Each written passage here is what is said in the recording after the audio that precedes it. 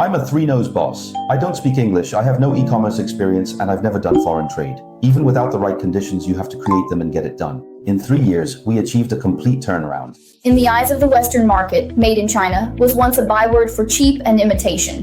1 out of every 7 Fortune 500 companies chooses CEPES. But he, a man who couldn't even speak English, had never touched e-commerce and had zero experience in foreign trade, a three-nose boss, used just 3 years to get his industrial doors into Fortune 500 companies, exporting to over 70 countries, with its single product market share jumping to #1 in the country. Today, let's take a look together at how a seemingly ordinary industrial door gained favor in the international market, carving out a path of branding for Made in China. And so we faced our first failure. What did your first entrepreneurial failure teach you? What it taught me is, once you start a business, you must build a brand. At the time, for me, it was actually a fatal blow. The brand we were agents for, Xiangfei Vinegar, used up all our capital. In an instant, we were left with nothing.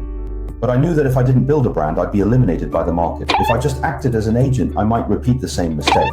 After returning to Suzhou, I discovered that on the map of China, Suzhou's manufacturing industry is at a leading level. In all these manufacturing industries, every factory workshop has doors. So that led to my second venture in Suzhou. I borrowed 70,000 yuan and rented an office of 13 square meters. Half the window was in the neighbor's space and half was in ours. If the guy next door wasn't there that day, we didn't even have the right to open the window. I think it was that military spirit that helped me once again. Even without the right conditions, you have to create them and get it done. You started with the domestic market, right? Why did we do foreign trade back then? Why did we want to take our brand global? It was around the end of 2019. Our intermediary brought over a foreign client. At the dinner table, 1 second he was haggling for a 5-point discount.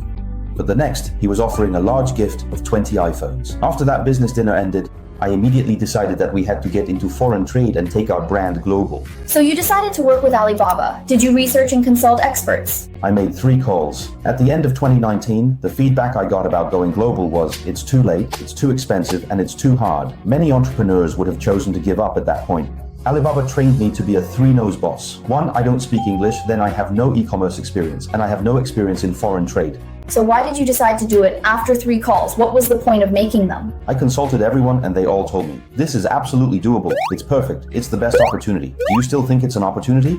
Right. If everyone thinks it's a good idea, what makes you think you'll be the one to succeed? I also believe in the saying, willpower is greater than performance, and performance is greater than ability. As long as your willpower is strong enough, you can make this happen.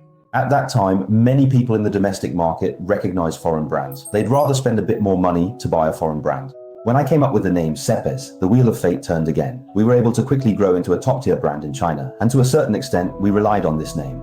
It sounds like a foreign brand. This was also a clever move. When customers first see it, their first impression leads them to ask, which country is your brand from? Are you a joint venture brand? Their preconceived notion is that CEPES is a foreign invested brand.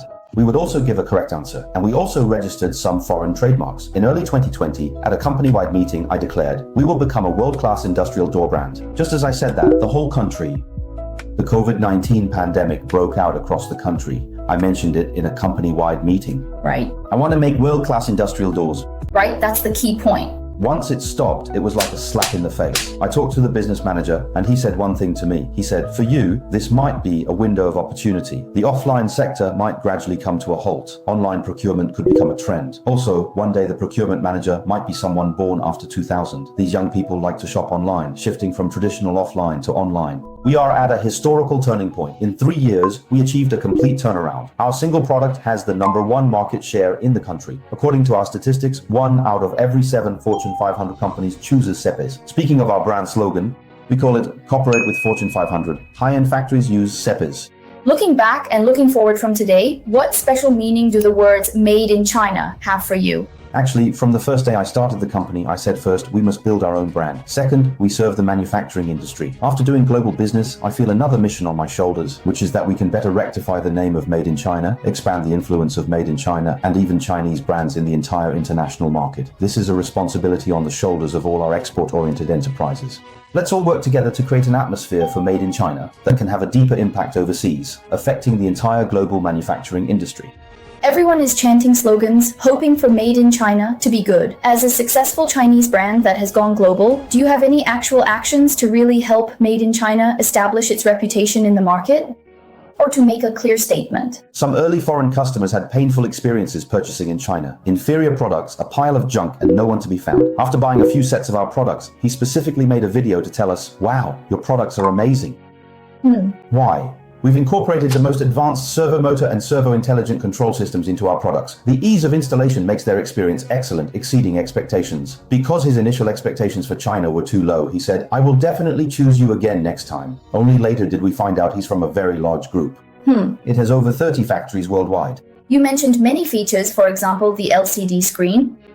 Like infrared sensors, I suddenly realized a single door has so many functions. Let the product speak for itself. When there's a fault, it can show it. We have a small screen. In fact, many home appliances now use this method. Many customers feel, hey, Cephis's products are quite interesting. So, comparing your brand's products with those of other competitors in the same industry, what is your core advantage? We have what others don't, and we are better at what others have. We specialize in solutions for the entrances and exits of unmanned factories, and for 3 consecutive years, we've had the #1 market share in the country. We are using our actual actions, using our small power to spread the international recognition of Made in China. If every Made in China company, after going global, can make great products, provide great service, and build a great brand, gaining more international goodwill and recognition from overseas customers, then slowly an ecosystem will form.